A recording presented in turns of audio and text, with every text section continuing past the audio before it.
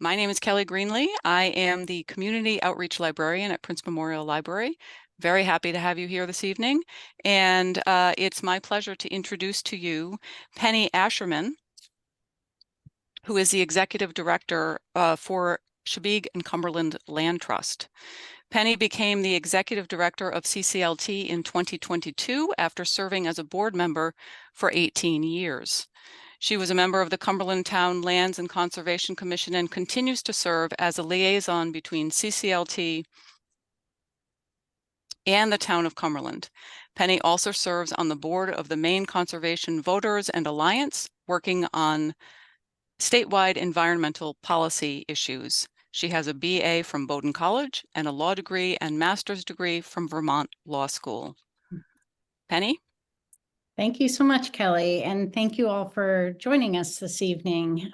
Really excited to have you here and learning about climate action.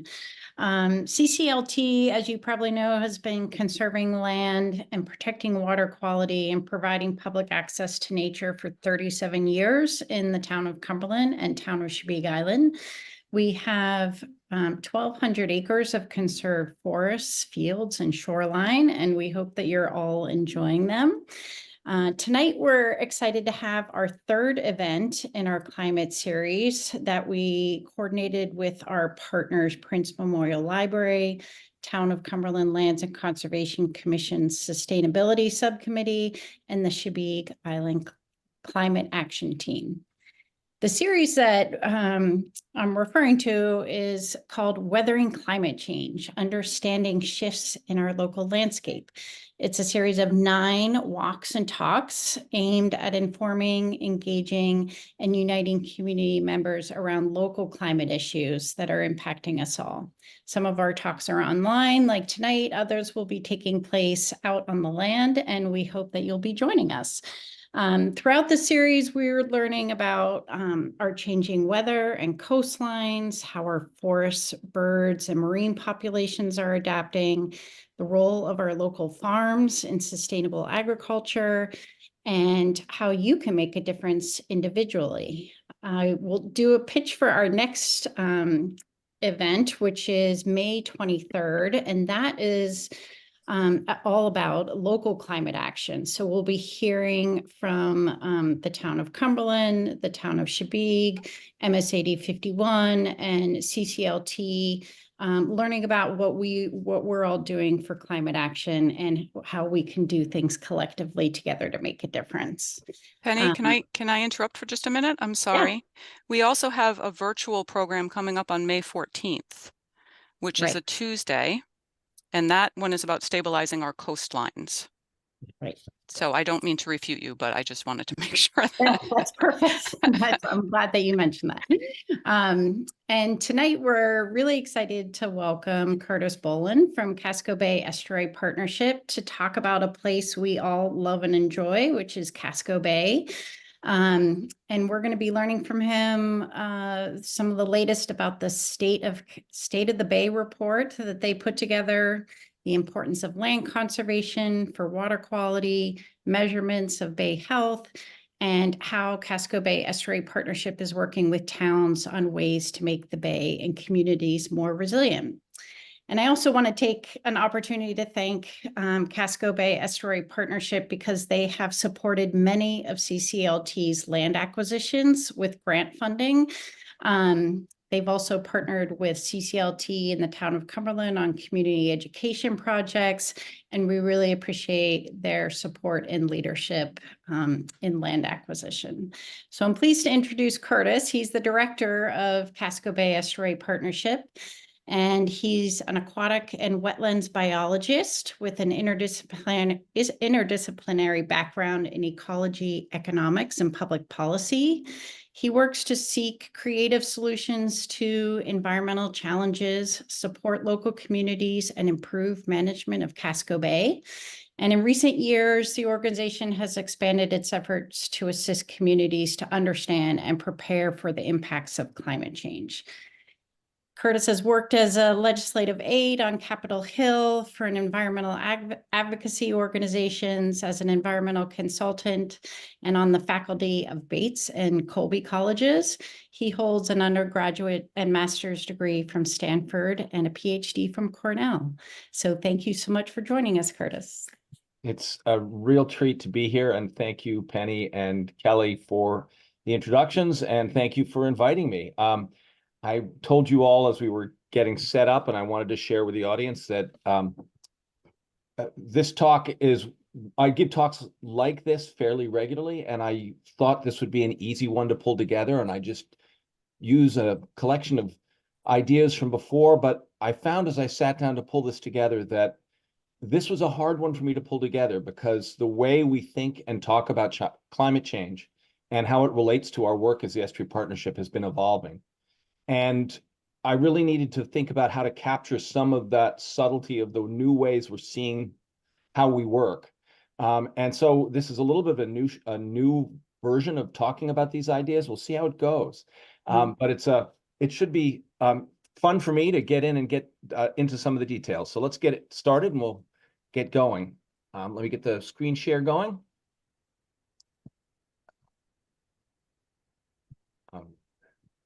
Okay, that looks like that popped up a screen share. Thank you. I'm going to talk a little bit about state of Casco Bay, but most of what I want to focus on today is really thinking about how climate change is affecting Casco Bay and the communities around Casco Bay, and how that is changing the way we as the Estuary Partnership think about our work and think about the kinds of work we need to do. And I want to start with a little bit of a teaser, and that's a couple of photographs. This is two photographs taken from almost exactly the same point at the boat launch at the head of McCoy Bay by Hillary Nichols, who's a biologist who's recently retired from the U.S. Geological Survey. And these are two photographs essentially of the same view that were taken 12 years apart. And the first one on the left shows abundant intertidal eelgrass, and the right side shows bare mud. This is, in fact, a consequence of climate change in Casco Bay, but in a very roundabout and difficult way to explain. So because climate change does not operate alone. It operates in the context of many other kinds of things that are happening in the bay at any given time. In this case, the dominant thinking about what's driving it is the little creature on the left-hand side of the screen, which is the Eurasian green crab. The green crab first was spotted in Casco Bay back in 1905. And it's been around for a long time, but its populations fluctuate dramatically. And in 2012 and 2013, we had a pair of very, very warm winters. And the green crab populations boomed, and the green crab shredded eelgrass. And we saw a huge decline in eelgrass following those 2 years. And one of the consequences was seeing that bare mud. Green crab, of course, has not disappeared, and we've had more warm winters since, so it's been interesting here to go. I want to show the changes in eelgrass over the last couple of decades. This is a map on the right-hand side showing eelgrass in Casco Bay back in 1993. And you can see it's pretty extensive. There's about 7,000 acres of eelgrass around the bay. Most of it fairly dense, but not all of it. A lot of it in the upper northern portions of Casco Bay. By 2001, we actually had about 1,000 acres more eelgrass and around the bay. Again, a lot of it in that upper portion of the northern bay and the eastern bay, where we had these gigantic eelgrass beds. They're really quite impressive to go see. By 2013, however, the abundance of eelgrass had dropped by more than 50%. And that was the 2013 is right after those 2 warm winters. And you'll notice that we've lost almost all the eelgrass in the upper portions of the bay. By 2018, we were thinking things were looking better. They were coming back. We hadn't had another warm winter. The green crabs have been knocked back by a couple of cold winters, and we started to see some natural recovery. And we were feeling pretty optimistic. Okay, things will be back to normal. And then we had a couple of warm winters, and by 2022, we were down to 2,000 acres of eelgrass again. So this is a climate change signal, but it's a climate change signal mediated through a non-native species that came from Europe. So it's not just climate change, it's climate change interacting with other forces that are affecting Casco Bay. So we can look more broadly and think about what are some of the other changes we've seen in Casco Bay. And many of these, I can come up with a plausible argument for how these changes are related to climate change, but almost all of them have a similar complicated story. We just talked about eelgrass and its declines in eelgrass, how it's climate change, but it's also green crabs, and it's also other kinds of stressors. Same thing with clams. We can talk about changes in clam abundance, and some of that is climate change, and ocean acidification, but some of it is green crab, and some of it is other predators that are more common in Casco Bay now than they were 30 or 40 years ago. Blue mussels, largely gone, probably another signal of green crab impact. Northern shrimp, they moved further north. We were at the southern end of the range of the northern shrimp, and as the oceans have warmed, they've moved further north. Cod, reproductively, first of all, driven offshore by fishing practices, then warmer waters lower their reproductive rates, and cod are declining throughout the Gulf of Maine. And sea stars is a bacterial disease that's been affecting them. So, many different species that are changing in the bay, and many different changes which are related to, but are not directly, I don't want to say they're caused by climate change, but they're influenced and exacerbated by climate change. The flip side of that are the new species that are turning up in Casco Bay, and these are two that have been of particular importance because they're commercially potentially valuable. And those are the black sea bass and the blue crab, both of which have got really, really robust commercial fisheries in the mid-Atlantic, and so have been of great interest to fisheries folks in the state of Maine. The black sea bass, what's interesting about that is the permits that allow you to catch black sea bass are mostly held by people who live in New Jersey and places where the black sea bass used to be abundant, and people in Maine don't have those national level permits. So even though the fish are becoming more abundant, it's hard to get permission to harvest them. Blue crab were, until a few years ago, we saw them regularly in Casco Bay. They would overwinter, and they would not overwinter in the bay, but we'd see them in the summer. And we very seldom saw juveniles or saw larvae. But over the last 5 or 6 years, we started looking a little closer, and the waters have gotten warmer, and we see them more and more common. And so we're looking at a potential change in a dominant fishery for another crustacean. And that could be a huge change in the economics of the coast of Maine. And then there are a variety of things that we call invasives. The green crab is up on the top right-hand side of this picture. The two blobby things are what are called tunicates, and they are an invertebrate. Interestingly enough, they're actually in the same phylum as us as vertebrates. They're more closely related to us than the other things on this slide. And in the lower left is something called a skeleton shrimp. And I've seen places in the Harrisseacut River in Freeport where the entire side of the dock was completely covered with these. There is a native version of this, but the native version is essentially gone when we look and see what we're finding in the area now. So we're getting these new invasives. Some of them we would be getting regardless of climate change. Others can only persist because our winters is not as cold as they used to be. So I want to give very briefly an overview of who we are as the Estuary Program. I don't want to spend a lot of time on this, but to give you a sense of what the Casco Bay Estuary Partnership is and how we operate. We are one of 28 national estuary programs around the country. What the estuary programs have in common is we get core funding from EPA to work as a local coalition for working on behalf of an estuary of national significance, in our case, Casco Bay. And we have a couple of requirements. We have to have a locally led leadership structure, and we have to develop a locally developed plan for what our priorities are. We are hosted now at USM's Muskie School of Public Service as part of the Cutler Institute. We have a 23-member advisory board. And actually, I saw on the list of folks listening in, at least one of my management committee members, who's what we call that group, is listening in today. So I better be careful what I say. And we are charged with implementing the strategic plan. And we have just updated our strategic plan. And one of the reasons why I had to rethink this talk was because we are rethinking how we do everything in light of what we've learned over the last decade or so about climate change and its effects on the bay. We are locally led. We have no regulatory authority. We try to be science-based as much as we can. We want to focus very much on the watershed and think about the whole watershed of the bay. And we want to think about how we can be collaborative and bring people together to do better work. So we're not going to tell anybody what to do, but we're certainly going to try to encourage people. Our Casco Bay plan in its newest version has 4 major sections, and I'm not going to go through this whole slide, but to give you a rough idea, number 1 is habitat, thinking about protection, what Penny mentioned with our habitat protection grants, but also a lot of habitat restoration work that we're engaged with. The second is a focus on water quality and really thinking about the impacts of human activity on water quality and what we can do to reduce that. The third area is engaging communities and figuring out how do we support local decisions and help communities make wise decisions about water resources and about climate change, because those two are linked in Maine. You can't touch one without touching the other. And then fourth, we want to mobilize knowledge and resources as best we can in order to support good decision-making and good conversations about what our future ought to look like. So when I'm talking about Casco Bay, most of you will know this body of water well. Look at this map every day.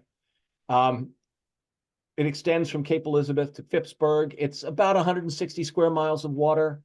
Interestingly enough, in that 160 square miles, you've got about 575 miles of shoreline. There's about 785 islands that are big enough to be mapped on the old topo maps. And it touches 13 coastal municipalities. We'll talk a little bit later, if I have time, about a new ocean model that we've been working on. And the modelers who are working on modeling water movement in Casco Bay tell us this is the most complicated geometry they've ever worked in. Mm-hmm. This is not a simple body of water. And the water movement in this bay is very complicated because we've got these strong tides that slosh in and out between the islands, and we have relatively small rivers. So the bay as a whole is mostly dominated by the marine environment with relatively little freshwater inflow. But they're right around the corner is the Kennebec River, and the Kennebec River puts so much water into eastern Casco Bay that the salinity in eastern Casco Bay actually is higher closer to shore than it is offshore. We have what's called a reverse estuary, where the higher salinity is way back up in the coves where the water from the Kennebec doesn't get as readily. But when we think about our work, we don't think just about the bay. We think about the whole watershed. We think about moving all the way up to Bethel as the northern tip of the watershed. It's just under 1,000 square miles. 48 municipalities touch Casco Bay. About 40 are mostly in Casco Bay. So it's a large number of towns. When we think about working with Maine's locally controlled land use policies and things like that, we have a lot of communities to talk to. About 60% of that watershed is forested. We've got a big lake in the middle of it, so that also affects water quality dramatically. But this is, in many ways, the center of a lot of the economic activity in Maine. We're looking at about 4.5% of the land area of the state of Maine. It contains about a quarter of the population. About 32 or 33, call it a third, of all jobs in the state of Maine are in this watershed, and about 40% of all economic activity occur here. So this is an important area for the state economically, and an important area socially and politically as well. So this is one of our points where we can stop and say, questions or comments? Anybody want to toss something into the discussion, or we can keep moving into the next section?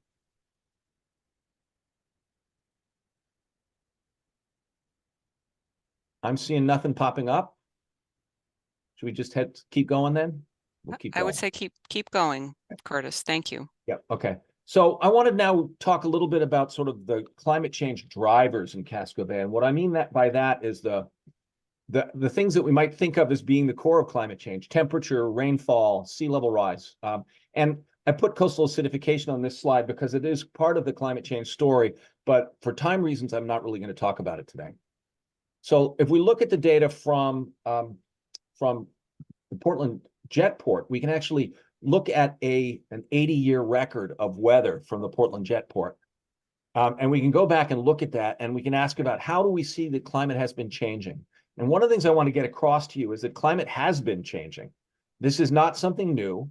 Climate change has been occurring according to the directions that one would expect due to increasing carbon dioxide in the atmosphere in Maine for most of this 80-year period. So this is not a new phenomenon that things are changing, but they have consequences, and they have cumulative consequences. So what I want to start with is saying the weather is getting warmer, but the pattern of getting warmer is not trivial. The summers, we don't see any statistically significant change in how warm the summers are yet. Might be there, but it's not popping out of the statistical noise yet. Winters, on the other hand, are getting a lot warmer. And one of the consequences of that is we're getting fewer and fewer days below freezing and fewer days below zero. So the winters are warmer, we're getting fewer days that are very cold, and we're getting therefore a longer and longer growing season. Our growing season has increased on the order of a month over that 80-year period. So this is a pretty significant change. And if you think about this, not just in terms of growing your garden, but in terms of what this means for organisms in the marine environment, the warmer winters have a big difference in terms of who can survive here. Long, cold winters really limit who can survive in Casco Bay because of the difficulty of surviving that long, cold winter. And we can see these differences in air temperature. If we look at the records in Casco Bay, this is a shorter record. This is from the Friends of Casco Bay's long-term water quality monitoring program. They've been collecting data on a roughly monthly basis during the warmer months of the season for about 30 years. And I've divided the data here into spring, summer, and fall categories. And in all three seasons, the water has been getting warmer. And it's gotten warmer on the order of 1.5 degrees Celsius or almost 3 degrees Fahrenheit over a period of 30 years. Again, that may not sound like much, but marine environments tend to be very stable in terms of temperature, and a 3-degree change in temperature is pretty significant in a marine environment. So we're beginning to see temperature change, and that's having effects on all those organisms that I was talking about a minute ago. The other half of climate change that people are not always aware of is changing storms and storm intensities. And we're getting more rainfall now than we did 80 years ago. We've gotten to the point where over the period of 80 years, the amount of rainfall falling per year has increased on average by about 10 inches a year. So we've gone from just under 40 inches a year to just under 50 inches a year on average. You look at those gray dots behind that, though, and you realize there's a lot of scatter here. This is not a tight relationship, but it's there, it's meaningful, it's statistically significant. So we're getting more rainfall as a total, but the other half of this change is that more of that rainfall is coming in bigger storms and less is coming in small storms. And the way we can document that more easily is by looking at 24-hour periods where you got at least an inch of rain. You can look back 80 years and count how many days a year you got more than an inch of rain. That's the top blue line. Back in the 1940s, we were getting more or less 8 days a year with an inch of rain. And by the 2010s, we were looking at about 13. So from 8 to 13, an increase of about 5 big rain events a year at the 1-inch level. But if you look at the 2-inch rainfall level, they were fairly rare. Many years in the 1930s and 40s and early 50s, you didn't get any rainfall events over 2 inches in size. And now we typically get about 3 a year. And we've had our year's quota this year, I think. But it's that change is very strong and very robust statistically. And sea level has been rising. And this slide I actually had to remake yesterday because the last couple of years, the slide I used to have was made for our State of the Bay report, which came out in 2021, early 21, and didn't include the last couple of years. And I just want to point out, there's this little bump up in sea level over the last couple of years, and nobody's quite sure why it happened. But it is there, and it seems to have been a big jump. We've done some pretty careful statistical analysis, and you can see some earlier periods with similar bump ups. So we don't know whether it's meaningful or not yet. We don't know what caused it yet. And there's a lot of discussion in the scientific community. And we don't know whether it's the beginning of a trend or whether that's just a short-term bump like occurred back in the 1970s. So we'll wait and see. But it's been very important. It's important because of the impact it had on the January storms. The 2 January storms we had this year were especially difficult because of a confluence of 3 events. The first is the storms were coming from a different direction. The wind direction was coming from a different direction. Traditionally, our winter storms are nor'easters. And this time the storms, mostly the winds came from the southeast instead of the northeast. Much of our infrastructure, people are smart. You don't build things on an exposed shoreline. You build them in protected areas. Well, protection from what wind direction? That's something that's based on your experience and history. And so we've got a lot of infrastructure that was built with the assumption that our big winter storms would come from the northeast, and this one didn't. So the other effect of this is it piles up more water on the shoreline. It blows the water up into the bays and coves and causes a larger storm surge. On top of that, we had that anomaly last year of those big high sea level rise, that sea level is 8 inches or so higher last year than we would expect based on long-term trends and based on astronomical forecasts. So we had a bump up for the whole year. And on top of that, we had a big storm with a higher than usual storm surge and a more intense storm than we expect. And then the last piece of why these storms were so damaging is they occurred at high tide. The core of the storm surge tend to happen right around high tide. So we had a sort of a confluence of things that all happened simultaneously. Some of those are climate related, some of them were bad chance, and some of them are likely to be more common in the future. So let's look at what it means, though, to think about flooding. It turns out a gradual sea level rise does not lead to a gradual increase in flooding. As you increase sea level a little bit, the frequency of flooding goes up a lot. And I've got a slide in a minute to try to explain why that is, but this is one of the issues we're dealing with, is that floods are when it gets above a level we're concerned about, and that level is based on how we built up the coast. Again, people are pretty smart. You build the infrastructure near the coast, you build it near sea level, because that's the easiest way to get to the water. But as sea level starts to rise, you built for the past, not for the present and the future. So here's the reason why this tends to happen. We've gone from, over the last 80 years or so, or 100, or more than that in this case, from 110 years, from about one flood every 2 years above what we would now call the highest astronomical tide level, which we're using as a flood level for this analysis, up to having about 8 floods a year now above that level. And there's a reason why that curve isn't straight. And I wanted to tie in what we're talking about here. It's mostly not big storm floods like what I just talked about. We're talking about things where the tide is just a little bit higher and it's a little bit above the infrastructure we built. Like this example from 2011, where the parking lots down on the Portland waterfront went underwater just because the tide was high. Blue sky, no storm, just higher tides. So here's the logic behind it. This is actually looking at data from a period from 1983 to 2001 for technical reasons. But what I've drawn is a big black line across here that shows the flood level. This is what we would call the highest astronomical tide. And you can see that even during that period in 1983 to 2001, there were a few days when you had high water levels. Just by chance, some days are higher than others. If you raise sea level by 3, I'm literally just moving those dots. If each one of those is a high tide. We're just moving those dots up by 3 inches. And you start to see a few more dots above that line. And you do it a little bit more, and you get a few more dots above that line. What's happening is, because high tides are not evenly distributed in space, they're clustered.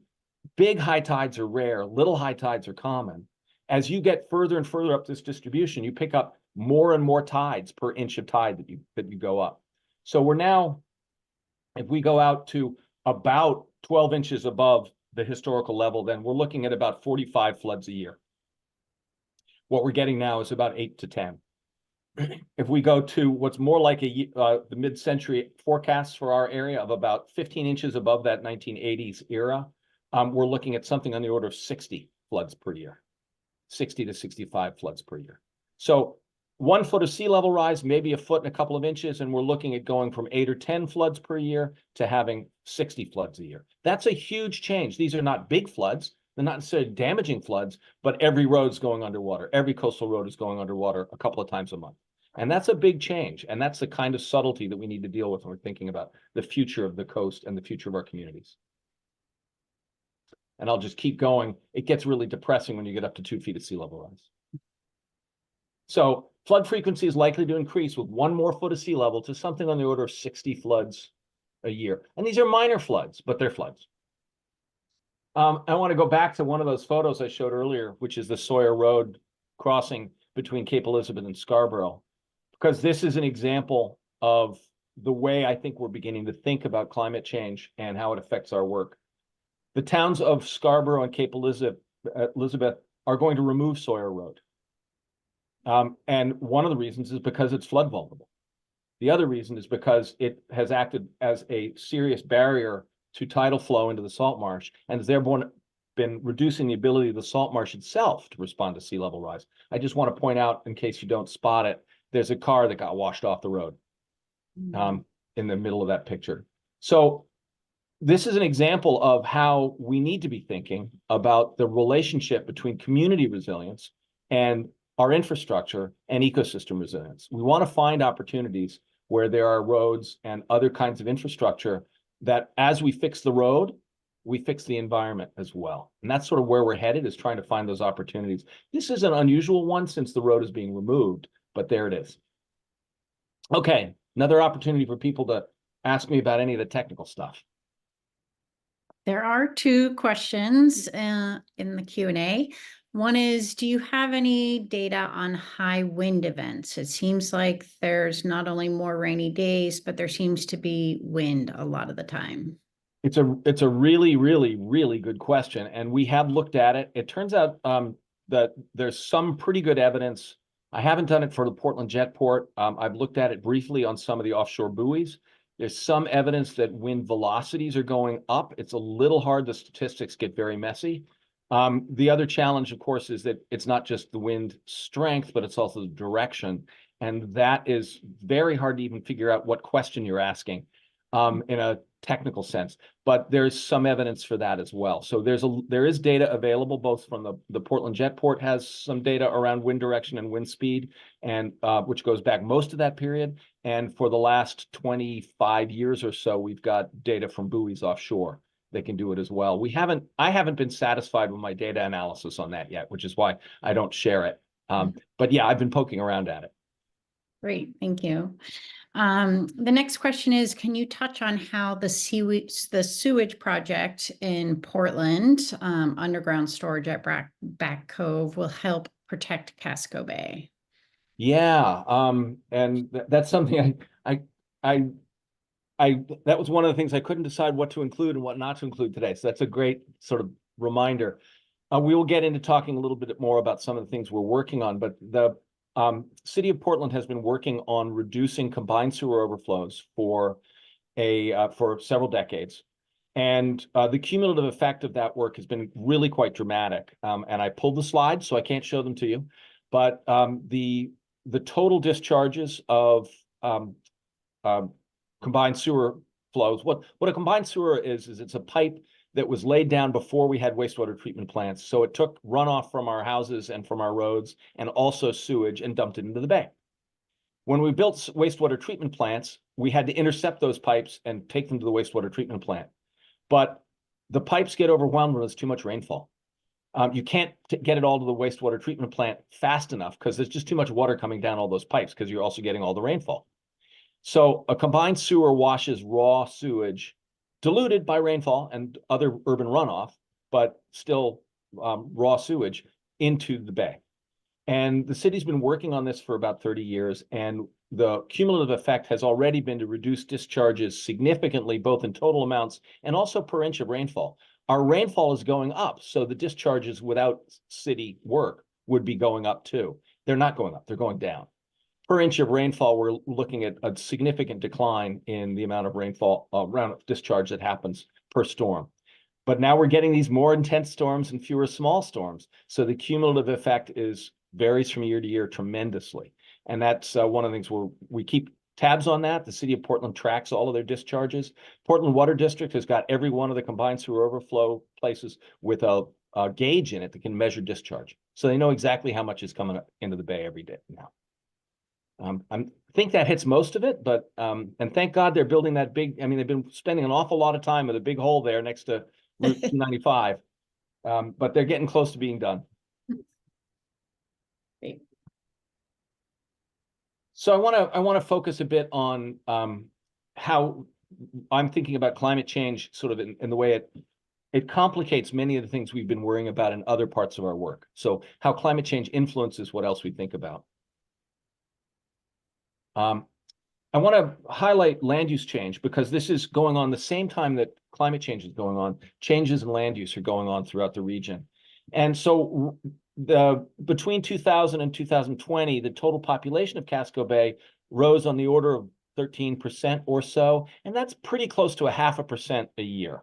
And I will say I work with other people with other national estuary programs around the country where population growth is 4% a year, 5% a year in parts of Florida and things like that. So this is a low relative growth rate, but it is a growth rate. And as that population grows, we need to house people somewhere.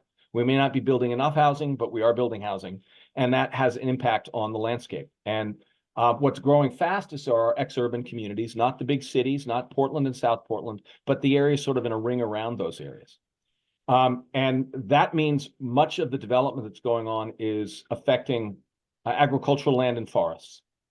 And over that, this data set goes from 2001 to 2016.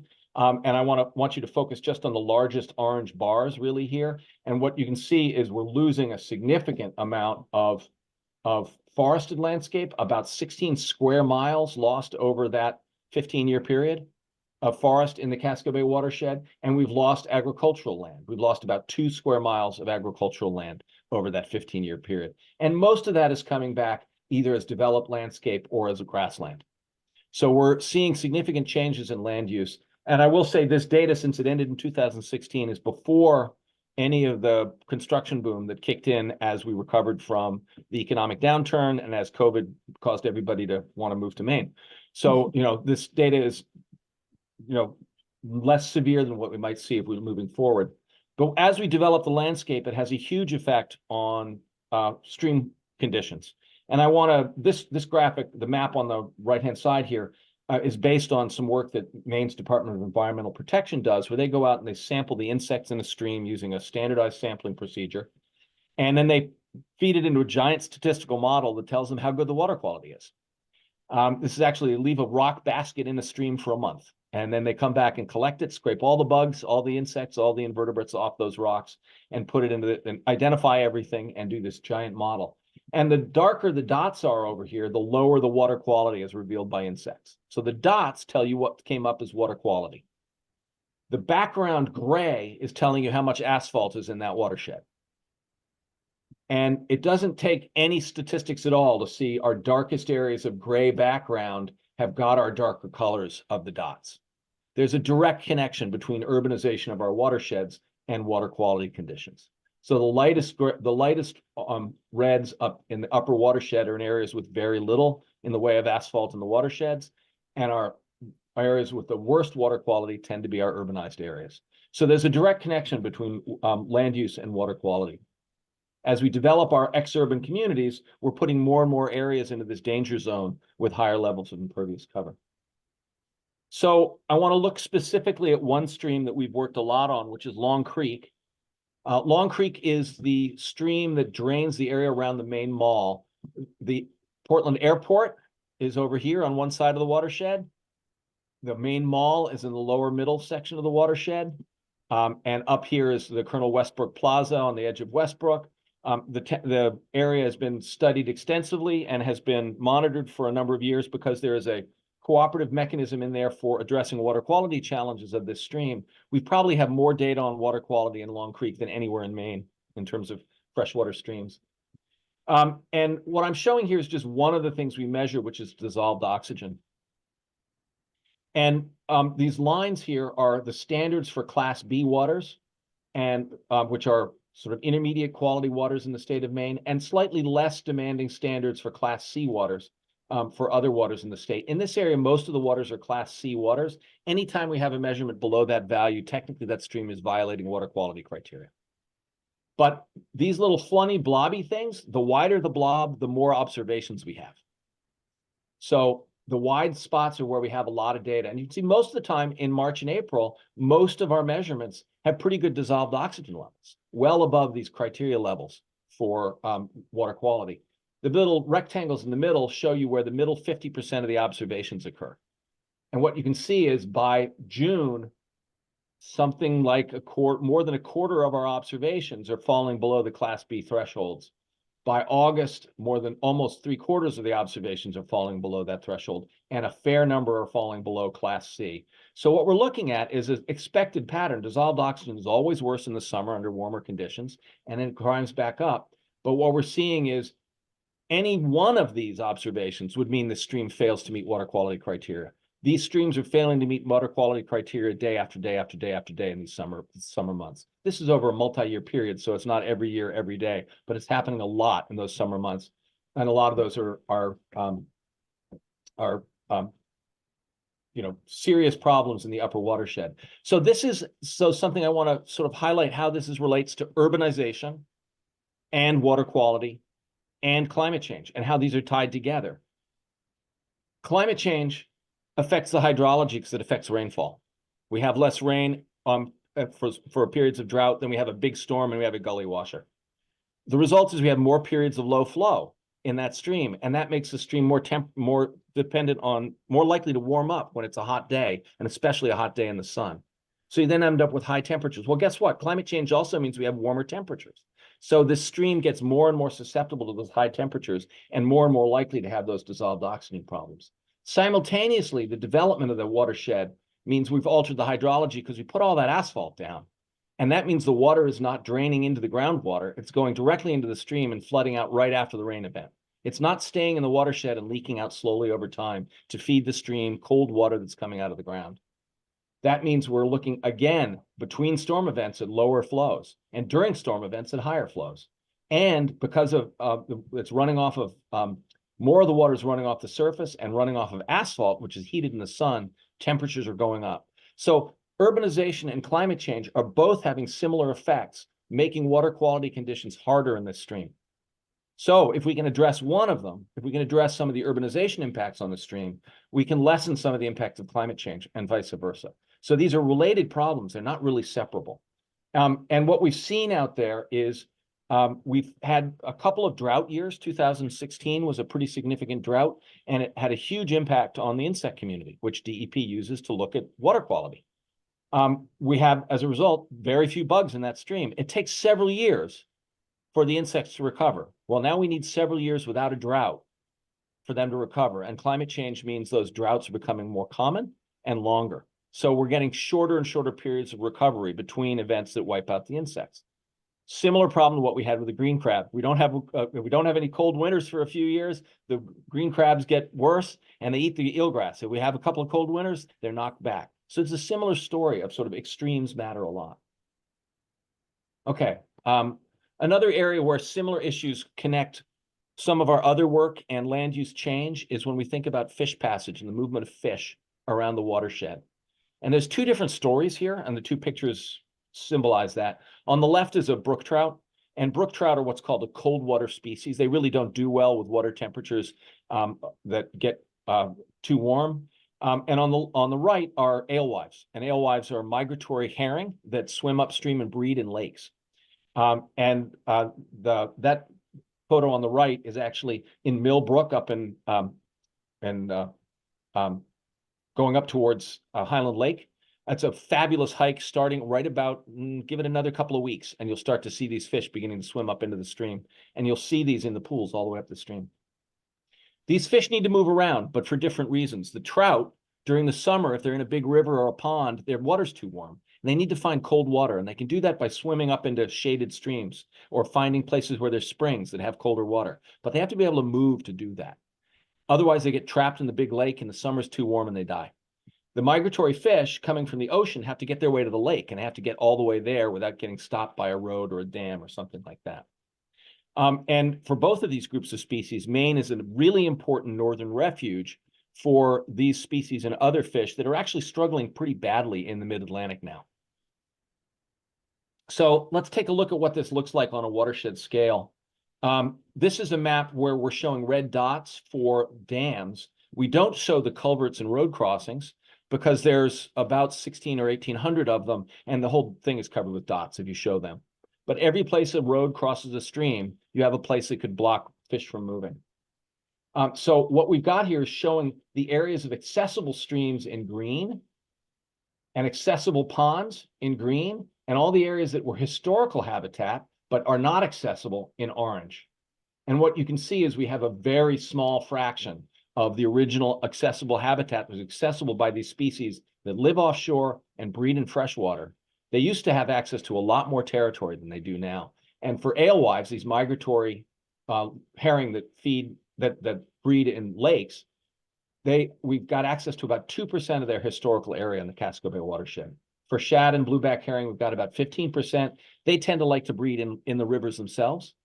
And smelt, that like to breed in these small coastal streams. They're the blue dots down around the edge. We've got about 56 or 60% of the original habitat accessible. So we've seen a significant change, and we're doing a lot of work going in and replacing culverts. And putting in culverts that allow fish to go through them. And the ideal these days is this kind of an open bottom structure where you've got a natural stream under the road, so that you've got some natural roughness that the fish can hide out in. These kinds of projects are typically not only good for fish, but they also are very good for reducing flooding on those roads. So again, we have this connection between community resilience and habitat resilience. We can do good for the fish, and we can help the road not flood as often. And that's actually how a lot of these projects get done, is towns want to address a flooding road, and we help them do a better job and also address fish issues. So just a little brag, last year was a really good year for doing things on fish passage. We managed to be involved with 5 dam removals last year, and 3 culverts were replaced, and about 5.5 miles of stream were reconnected to the bay or to one of the major lakes and tributaries last year. We don't always do that well, but last year was a pretty great year for reconnecting areas and reconnecting fish and letting them move around the watershed better. And the nice thing about this kind of fish passage work is it really works. I've been involved with a lot of habitat restoration work for many years, and fish passage is about the closest thing to a sure bet you can get. You open up a stream, fish come back. And it's a really remarkable thing to see the numbers of fish that are coming back now to both Cumberland Mills Fishway up on the Presumpscot itself, and the Highland Lake Fishway up at the head of Millbrook Stream there. All right, another moment if anybody's got questions to throw in. Curtis, I just want to, you asked me to keep track of your time for you. It's 7:50. Yep, so we got just a little bit. Yep. Any questions coming in? I got to pull them up. I don't see any questions in the Q&A. Let's keep going. Yep. So one of the things that's happened for us as we've thought about climate change is we've changed the way we think about things. We're moving away from this idea of our job is primarily about habitat restoration, which is kind of looking backwards. Restoration, the word is about putting it back the way it used to be. In a climate change world, that's not the goal. We need to be building for the future. And so our goal now is looking forward. And so we're beginning to think much more about how do we encourage resilience of coastal ecosystems. And that means thinking about things like, what's the sediment supply for a salt marsh? How do we increase the sediment supply so as sea level rises, it will accumulate sediments and be able to keep up with sea level rise? And as we think about that, we realize we're almost always working on infrastructure. We're dealing with roads, we're dealing with eroding shorelines. And that means we're beginning to think about what are the ways we build infrastructure that is less negative for the marine environment, and thinking about things like living shorelines demonstration projects and things like that that might help with that. And then we very quickly with that start to think about, well, we're now talking about infrastructure and resilience, and we ought to be talking to communities and thinking about the community. So we've kind of moved over the last decade from thinking our job was habitat restoration in isolation, and now see it as much more in keeping with other things. I'm going to give a couple of examples, and this is where I have to keep an eye on my time. One of the projects we were involved with was a project up on Longreach Lane in Harpswell, where the Department of Transportation removed this 3-foot diameter culvert that's on the left-hand side and put in a 12-foot wide box. So this put a huge amount of salt water into this system that probably that road had been there since the 1870s or 1880s. We're not exactly sure when it was built. It's in the earliest topographic maps of the area. And we went out the next year and mapped the edge of cattails growing in the site. And the purple line was cattails the year before the project was constructed, and the orange line is cattails the year after. So we put all this salt water up there in this marsh, and we killed off the brackish water cattails. That was what we wanted, and I'll talk about that a little bit more in a minute, but that's not the real point of what I want to talk about here. What this is good for is this is opening up the system. As it delivers more salt, it also delivers more sediment, and it produces vegetation, which is more resilient to sea level rise. So a lot of ways that this makes the marsh more resilient to changes. This is what it looks like on the ground. This is one of our vegetation monitoring transects. And before the project, what you're seeing here is on the understory, we're seeing some salt marsh grasses, then a lot of bulrushes, and in the back, some cattails, and all the way in the back, some shrubs, some shrubs and trees. And I want to just point out a shrub that is there in both pictures. So just a year later, we've killed off a lot of the cattails. when we go back in 2018, it's now become a salt marsh. This vegetation in the foreground is almost all salt marsh grasses. And the shrub that was there in those earlier pictures is now completely dead. We've killed off a lot of the trees around the edge here because we put a lot of salt into this system. And this is exactly what we hoped for. We wanted to turn this brackish water system into a salt marsh, which provides better ecosystem services in a lot of ways, but is also more resilient to sea level rise and will continue to be healthier for longer. But we missed something. The picture on the left is Longreach Lane, that road where I showed you that big culvert underneath it. This was in 2019 on one of those spring tides, one of those big high tides I talked about. And you can see we fixed the culvert, or DOT fixed the culvert, but they didn't raise the road. We missed an opportunity here. We should have been dealing not only with the salt marsh, but also dealing with the road and the vulnerability of the road to sea level rise. This is only a 12-year-old project at this point, and we missed this. And I think it's worth pointing out, this is what it means to learn. You make mistakes, you got to learn from your mistakes. Wallace Shore Road is another project we did a year or two later, and you can see the guardrail there. That's on top of a bridge that we put in order to replace another failing culvert in order to help that salt marsh. And again, we missed the need to think about raising that road to address long-term climate change. And this led us to really rethink a lot of what we're doing. And luckily, both of those projects are in Harpswell, and the town of Harpswell's Conservation Commission is fabulous to work with. And they realized that they've got dozens of those low-lying tidal crossings, and most of them are on private roads. And most of those private roads have no road associations. And that means there's nobody in place to raise the money in order to raise those roads to protect long-term access to whatever's on the other side of that crossing.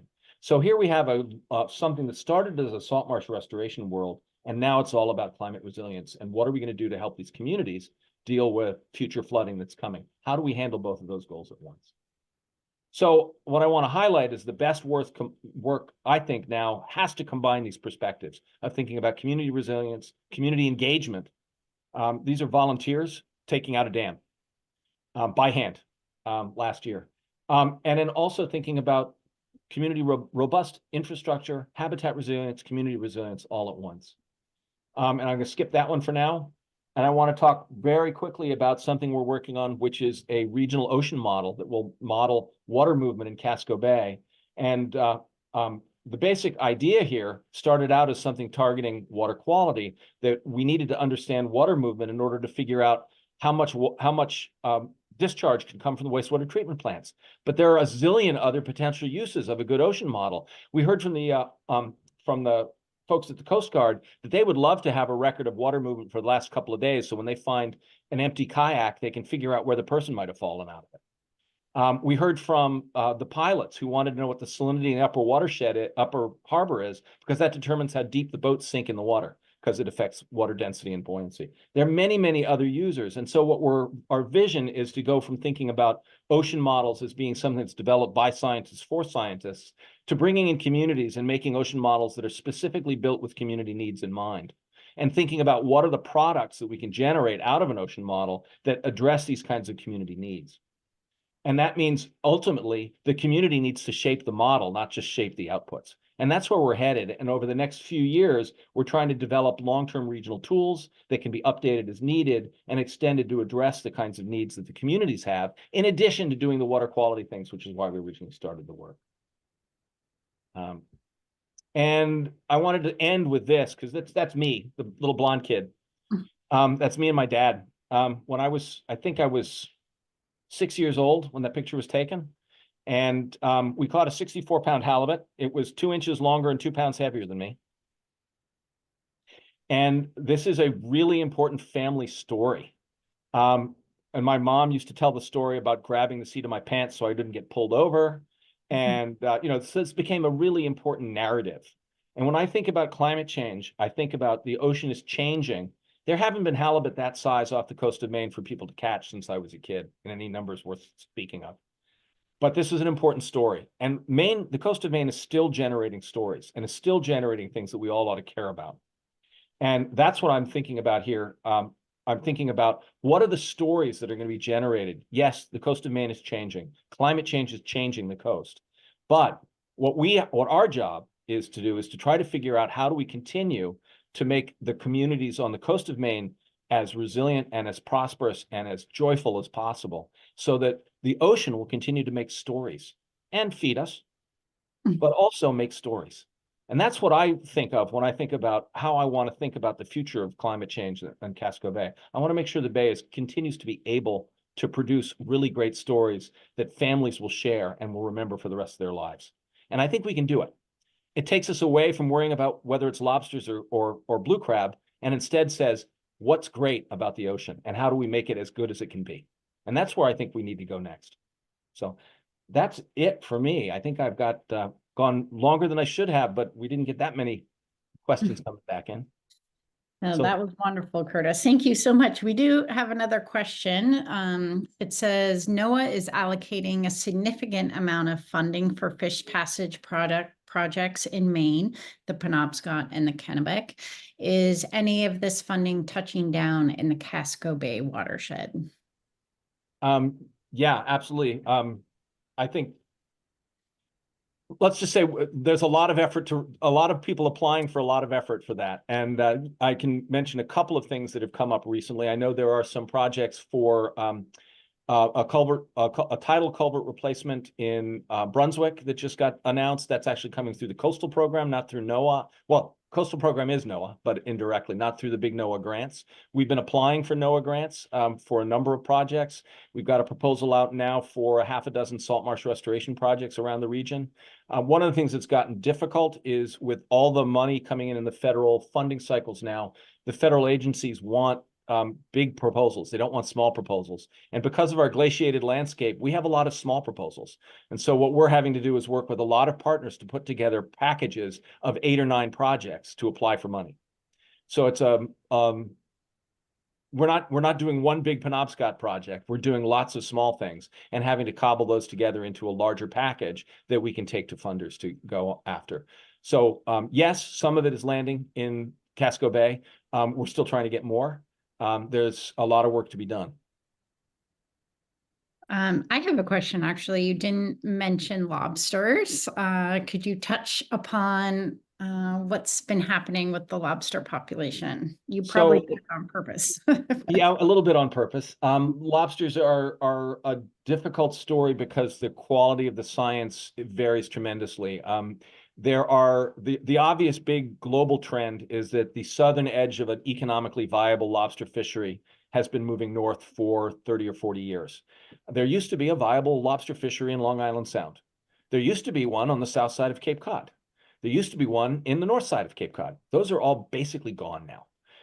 And the underlying science behind that change is not entirely clear to me. I'm sure there are other people who would answer it better, but there's a variety of diseases that seem to be temperature dependent. It looks like the fecundity of female lobsters is temperature dependent. So there's a number of things that affect the ability of lobster populations to stay robust under higher temperatures. So there's in general a statewide worry about what the future of the lobster fishery will be. What's interesting is as of the last time I looked at the data, which is a few years ago now, there was no evidence of a decline in lobster catch and lobster abundance in southern New England, southern Maine, but there was an increase in northern Maine or eastern Maine. So it's not so much the center of gravity is moving, not so much because we're catching fewer lobsters here, but because people are catching a whole lot more in the Bay of Fundy. And that may also relate to water temperature. We are all looking at that and wondering what the future will be. And it's one of the reasons why we're very interested in keeping an eye on development of things like aquaculture, because many of our coastal communities are economically dependent on basically lobster and tourism. And that's a fairly narrow set of economic drivers, and both of them are potentially vulnerable to certain kinds of climate change consequences. So we'd love to see the economies of these coastal communities diversify in ways that continue to support local industries and local communities. We don't want we don't want some sort of large corporate entity to be controlling all of these coastal industries. We want it to stay as much as it can, supporting local community growth. And that's going to be part of the challenge is how do these change under climate change? What do the new industries look like? Who runs them? Can you still walk out and get a clam license for a couple $100 from your town and make a living? You know, that's a pretty remarkable thing to be able to do. And most of the towns in Casco Bay, licenses are cheap. You need a clam rake and willing to work hard, and then you can work your way up to buying yourself an airboat if you want one. Thank you. There's one other question. Do you have information about Oars and Bailey's Island and the Cribstone Bridge? I don't have any specific information on it. It's been one that obviously interestingly enough, it's actually in a spot with relatively high current velocities and have had relatively high current velocities forever. So, it's a pretty, last time I heard talking to folks from DOT, it's a pretty stable structure, but I don't know what the status of the road bed itself is. And, as you get it's pretty low. So I don't know what its current status is. Yep. Mm-hmm. See, I don't see any other questions popping up. So I just want to say thank you so much to Curtis for coming tonight and giving such a wonderful presentation. It's really helpful to know what's happening in our local area and our local bay. So I hope you're all feeling more informed tonight. And I want to thank Prince Memorial Library for hosting the webinar, and leave you with a call to action to come to some of our other climate series events. We think that knowledge is power, and collectively we can make a difference. And so the more we know and understand about what's happening in our local communities, the more we can do. So thank you so much, everyone. Thank you, everyone. Thank you, Curtis. Thank you, Penny. And I will say good night. All right. Good night.